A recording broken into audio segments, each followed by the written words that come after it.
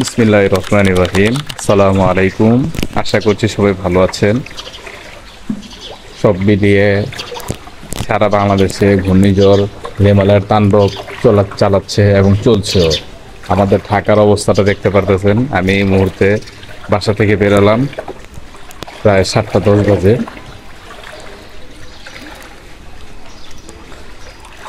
দেখতেই পারতেছেন আমার একবারে আঁঠুর সমান পানি। দেখা যাচ্ছে কিনা জানি না, আমার পা একদম আঁটু সমান ভিজে গেছে। ভয়াবহ বন্যা, সামনে যত যাচ্ছি পানি আরো বাড়তেছে। আমি তো মাত্র গুলি থেকে বের হলাম, গুলিটা কিছুটা উঁচা থাকাতে মানে একটু বোঝা যায় না। যখন সামনে যাচ্ছি তখন বোঝা যাবে পানি কি পরিমাণে বাড়তেছে। দেখতে পাচ্ছেন ঢাকার অবস্থা একেবারে খারাপ। আমাদের পুরন ঢাকা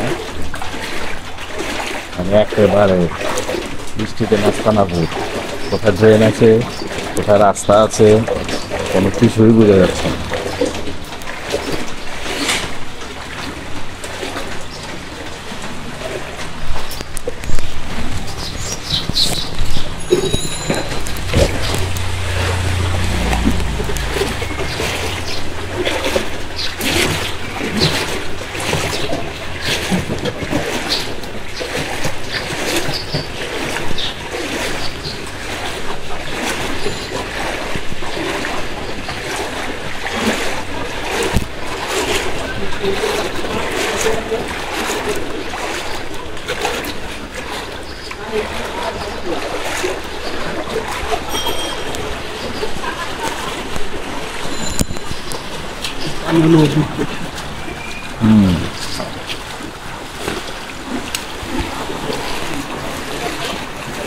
দেখতে পাচ্ছেন মানুষের যে কি পরিমাণ কষ্ট, কি পরিমাণ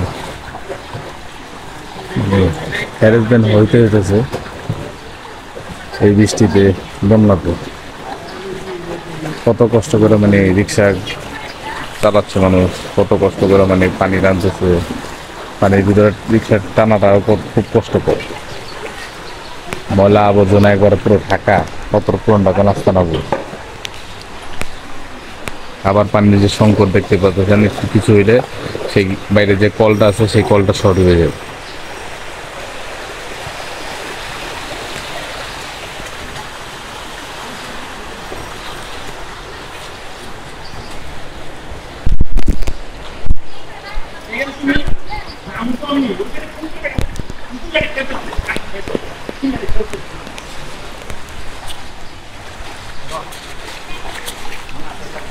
আসেন আমরা সামনে যাই।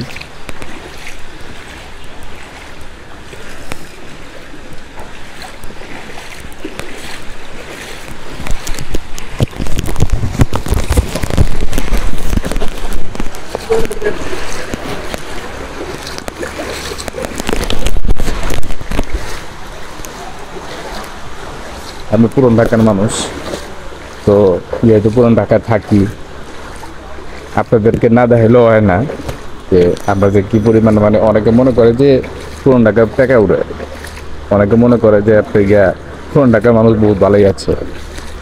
তো আপনাকে না দেখাইলেও হয় না আমরা আসলে মূলত আছি কেন।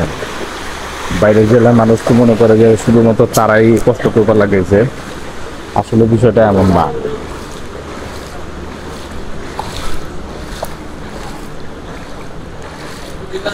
কষ্ট আমরাও করতেছি ভাই, কিন্তু সেটা আসলে প্রকাশ করার মতো না, বোঝানোর মতো না।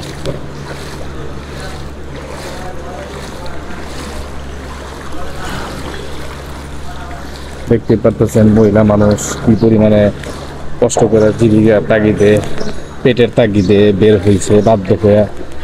হ্যাঁ, এখানে একটা দোকানের অবস্থা একটু লন্ডভন্ড হয়ে গেছে।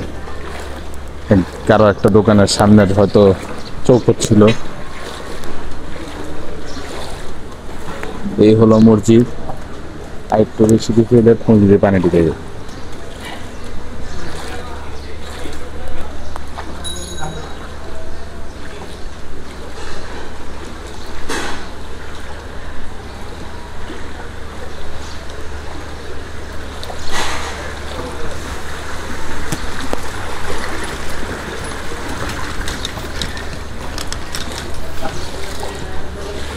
কেউ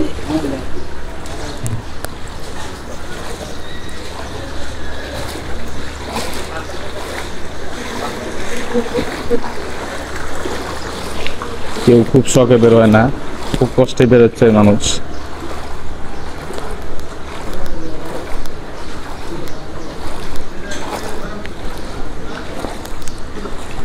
বিভিন্ন হোটেলের অবস্থা দেখেন, মানুষ যে খাইব ভাই এটা সহ ডুবে গেছে।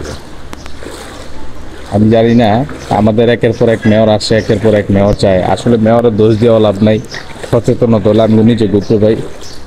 কোন মেয়রের দোষ দিবেন আপনি? এই ঢাকা সিটির মধ্যে মনে করেন 5 থেকে 10 জন মেয়র আইসার গেছে।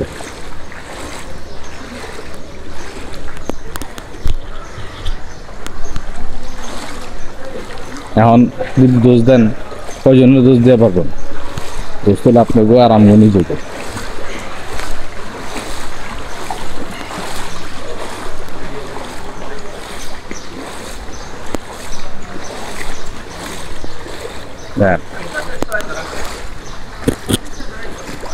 আচ্ছা, যে দোকান খুলবো, দোকানের মানে অবস্থা খারাপ। দেন কতটা একটা ভয়াবহ অবস্থা। খাবারের দোকান আপনি খুঁজবেন যে খাওয়ানোর দোকান, আপনি খাওয়ানোর দোকানটা পাইবেন কই? আমরা বুঝেন না দেখি। খাইবেন নাকি? বাড়িতে চাল ডাল কিনা খাইবেন? আমি মনে করি না যে আমার দোকান ছাড়া এখানে আর কোনো দোকান খোলা আছে। সালাম আলাইকুম ভাই, ঢুকছে পানি? ঢুকে তো নাই, গরম করছে, একটু কমছে মনে হয়, অনেকটা কমছে।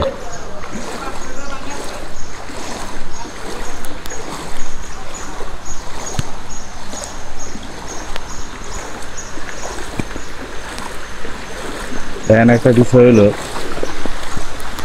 কেউ চাকরি করে,